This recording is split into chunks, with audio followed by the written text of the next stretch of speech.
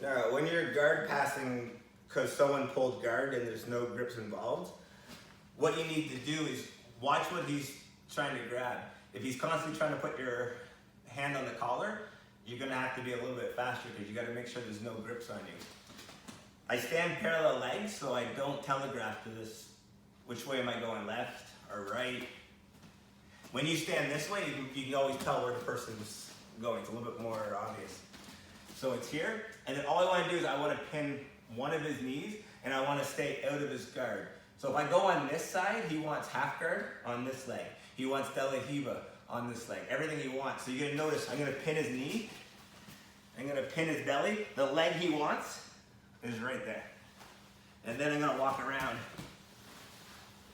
And don't put your knees on the floor until you close everything off.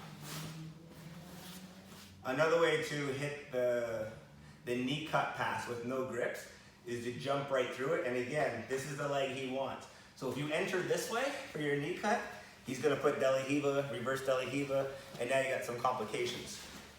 If you come in like you're power skating and you drop the left and pick up the right, that's the leg he wants. And then you can slide it through for the knee cut. Making sure to get the underhook and get the arm. Don't be in a hurry to pass here, because this is exactly when people go crazy. So when Keith's trying to get his guard back, this is good, keep going. Leave the foot here, let him struggle. Then when he's done, then you finish your pass. So make sure you pin that knee to the floor. And I'm gonna be roughly the same height as this when I come around. Roughly that height. And then I'm gonna enter here. Now if he blocks you with straight arms, this basically tells me he recognized what I did. Now I can choose to try and force my way and pass, but there's a much easier way to go this way here. He blocked me with straight arms. If his arms are a little bent, he let me get in here, and then I might consider smashing it. But when someone straight arms you, this means they identified what you're up to, and your chances go down. So as soon as you hit the wall, this is the perfect time to grab the ankle, and it's gotta be a scissor step. I'm gonna try and pull it off in one step, opposed to 2 or 3. So you'll see the one step. And then you can fix your arms. Okay, for the Toreando, what you want to do is you want to set up your grips according to what your next move might be. So when you're going in here, you got the Toreando, but you're going to lose leg drag options.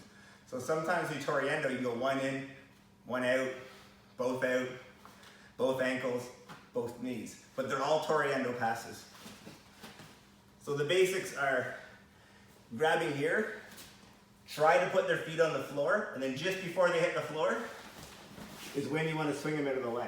I don't want to put his feet on the floor. It just gives him a chance to fight back. If you jam him up like this, and you come around, you basically wrecked your own pass. You're going to have to flip him over. And then he has more chances to turtle.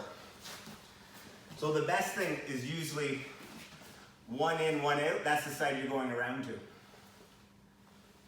So if you jam them up like this, it's usually better to form into some kind of stack. So get your grips. You're moving one in, one out, and that's the side you're going to. Don't put your knees on the floor. Do the switch, and then bring them down. So this time my opponent has his feet a little bit higher, making it a little bit harder for me to get those Toreando grips. But he's making it a little bit easier for me to hit a thumb stack.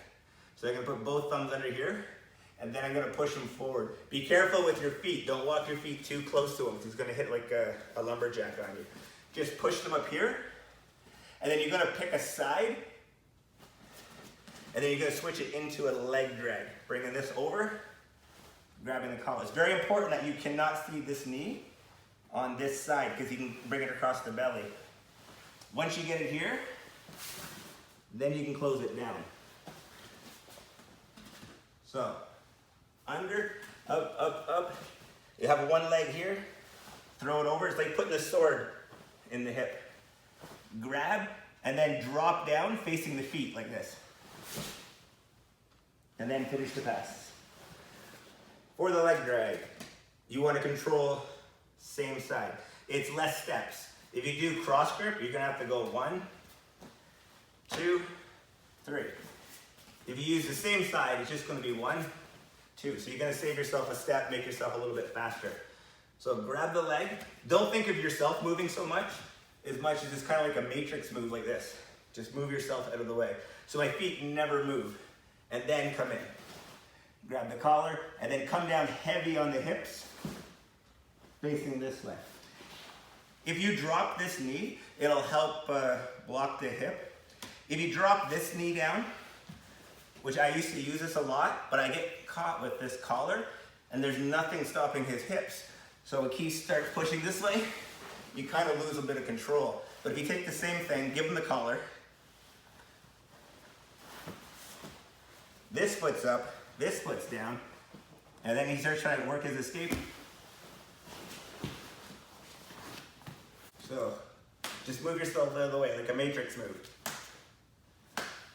And then come in. Or here, hit the knee, and then come down on the hips.